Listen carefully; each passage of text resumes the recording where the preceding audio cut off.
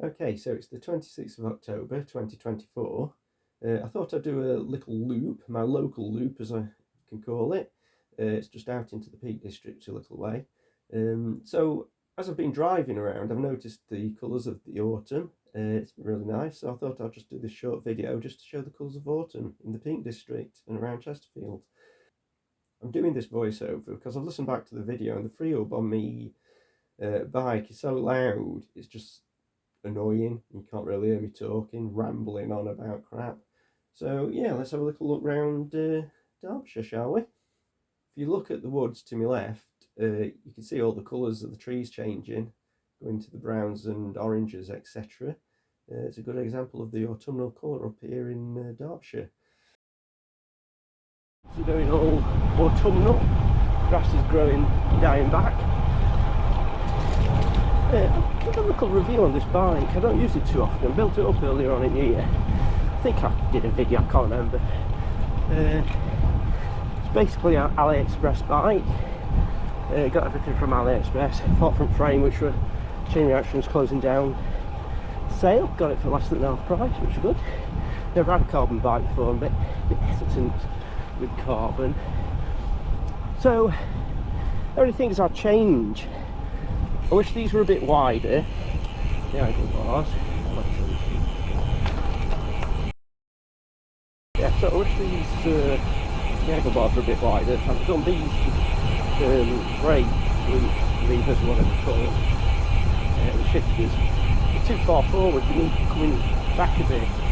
But everything's taped up now, so can't really do anything about it so much. I mean, I suppose I can move the whole angle bar up a bit, but yeah, I just feel, because I'm used to like mountain bikes basically, so I'm really low down. It feels really weird. So the angle bar, everything else I quite like on it. The wheels were another chain reaction thing, so there's no warranty on them or anything like that. The prime thing was all chain reaction, weren't it? So looking over the valleys and the tops there, you can see all the bracken dying back. It's a nice like brown, orangey, rusty colour. Nice to see the changing of the seasons. If you just look over there, it is Kerber Edge. So this is heading into Baslow. Chatsworth House and Chatsworth Estate is on my left hand side there. I do try and avoid the busy roads, but sometimes you just can't. It's a bit of a shame, but it's how it is in Britain. Everything's busy. So when I'm just riding for leisure, I have more chance to miss all the busy roads out. You do encounter some, especially when you come through villages like this. But when I'm commuting, you just can't avoid the busy roads. It's a bit of a pain in the arse, but you just have to live with it. So I'm just heading out to Baslow now. I've survived the busy roads through the village. So yeah, this gives a good contrast of the autumnal colours. There's yellow, red, orange trees all together on my left hand side. Looks really nice. So in Baslow, I picked up this cyclist in front of me. I keep creeping to getting closer and closer to him. Then I'm having to back off a bit. I don't like crowding people, but he's just going a bit too fast for me to overtake him. So I've just gone through Carver, just turned left, heading towards Assop. And then you can see another one of the more redder trees. Do like the red trees. And there's my bike, Spirit of the Roadrunner. And yes, I name my bikes. Anyway, that's looking over Kerber and Carver. Carver and Kerber. I'm not 100% which is which. Kerber Edge, isn't it? So the village higher up, it must be Kerber.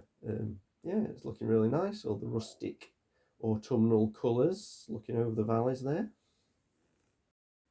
So once again, a little tunnel of autumnal colour. It's looking really good.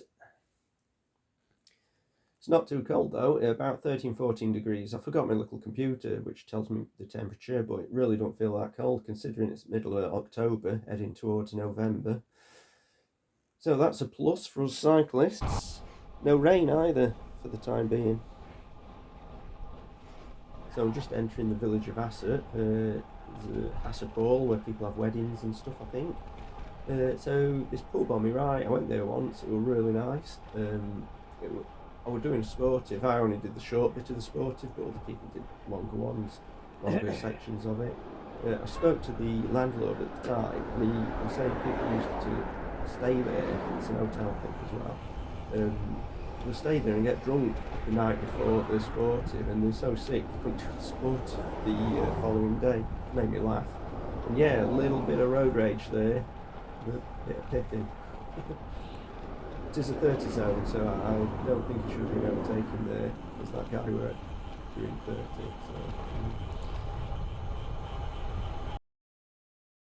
So I've moved along a bit now. To my right here is the Chatsworth Farm Shop, super expensive.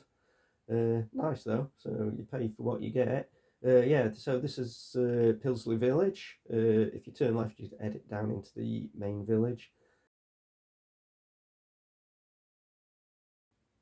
So I've just left Pilsley Village, heading towards Chatsworth Estate, and the sun's come out, makes the leaves glow even more golden brown and orange and red and what have you.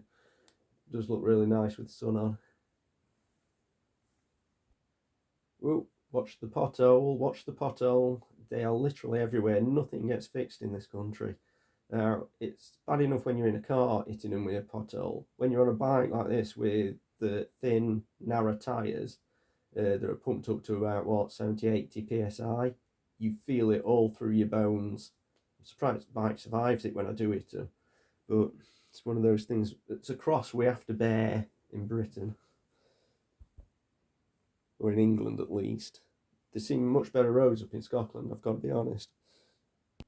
So I'm just dropping down into the Chatsworth Estate now. I think to me left, I think is the administrative officers for the estate, and on my right is Enza, the little village that's actually on the estate. I think it's populated by like retired workers for the estate. I'm not 100% sure about that, but I know it's quite a famous village around here. So my understanding is Chatsworth House, or the gardens at Chatsworth House, were designed by Capability Brown. They were a bit of a gardener, apparently, in the olden days. Or landscaper, should I say. A landscaper, probably a better title for him. So he designed the whole grounds of the estate here. Does look nice too. I think the Chatsworth Estate is still owned by the Duke of Devonshire as well. I don't think the National Trust ever took it over like they have other stately homes. Which is interesting, isn't it? So there's Chatsworth House and my bike, the Spirit of the Road Runner. Looking good, looking very good, and showing off the autumnal colours, which was the point of this video. So yeah, you can see Chatsworth House there in the distance. On the horizon there, I think, is it a folly? I'm going to look it up. The fountain's running as well. They don't always have that going, but yeah, with the sun on it as well, looks really, really good. Yeah, so I've just looked it up. Apparently it's called the Hunting Tower, that folly. Don't suppose it's a folly, is it, if it's an hunting tower? So I know it's fashionable to have noisy freehubs, and I've heard noisier, but the freehub I've got to be honest with you, it's annoying the hell out of me. It's so loud, and there are louder ones. I would say this is medium loudness level, but it is really annoying me. So I'm just leaving the Chatsworth Estate now. Yeah, I'll just time these traffic lights right so I can keep moving along with the traffic. So there's a car behind me. It's been behind me for ages, just crawling behind me. Even when I'm going up, obviously it might have been difficult for him to overtake me when I'm coming down the hill because I got some speed up, but even when I'm crawling out of Chatsworth, it won't overtake me, just won't overtake me at all. Okay, that car that just overtook me, I don't think is the car that were behind me. I think that car were behind the car that won't overtake me. People get frustrated. So yeah, the road is closed. I'll tell you something, it's been closed for about 2-3 years. There's a landslide up at top. Cars obviously can't get past, but everyone else can. But they seem to be going out of the way to stop people going up this road. I don't know whether it's the landowner, owner, the council or what, but it's ridiculous. They put these fences up and people just keep ripping them down. They put some gates up, people just smash the lock off and open them. It's just ridiculous, absolutely ridiculous. So yeah, I'm just positioning the bike so I can take a photo. Always got to take a photo.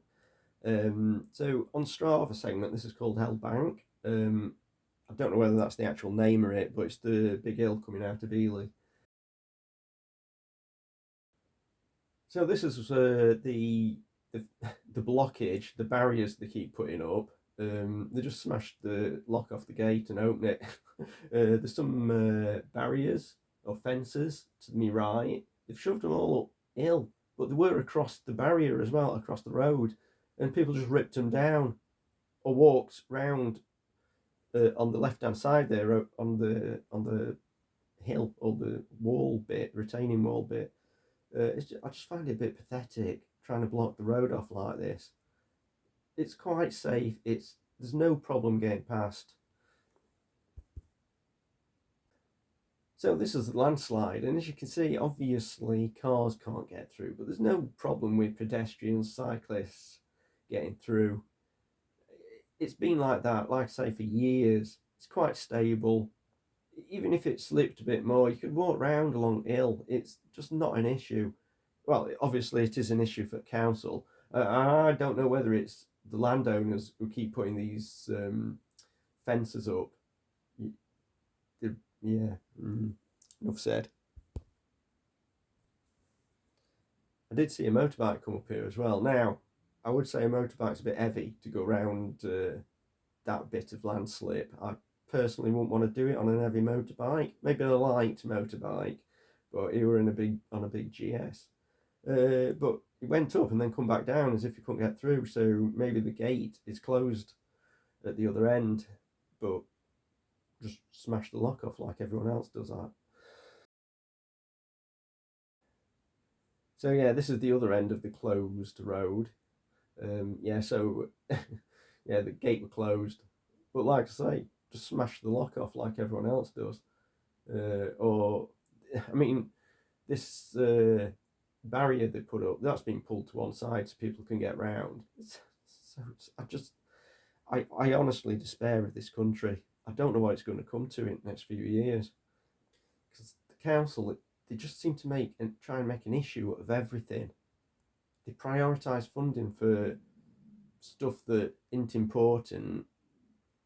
Then stuff like potholes in road, they won't touch because they say they ain't got enough money. It's crazy.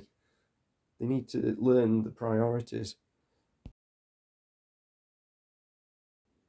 So this is a high spot, just looking over Chesterfield. If you look carefully, you could probably see the crooked spire, the famous crooked spire. Shows off the incompetent builders of Chesterfield. Can't build a straight spire, crazy. So I'm struggling a bit here because I'm used to bikes with quite high stack, mountain bikes, and my other road bike, it's a weird geometry and it's a really, really high stack. It's like a gravel bike thing, but I'm not used to leaning so far forward. It feels as if I'm falling forward, and it's doing me back in a little bit. I get used to it after a while, but yeah, I'm just not used to the road bike. It's quite aggressive geometry on it. It is a proper road bike. So the l-twoo group set I'm using, I'm finding the buttons aren't always registering. I mean, I've used it a bit now, and to be honest, the button situation seems to be getting a bit worse. They don't always register. Like, I'd press it and the rear mech just don't work. So I don't know whether it's just the right hand one. I need to look at it, don't I? But that's the problem with these AliExpress things. There's no real warranty. There is a warranty with it. I think it's a 2-year warranty. But because they have no local distributors, it's hard to claim on a warranty.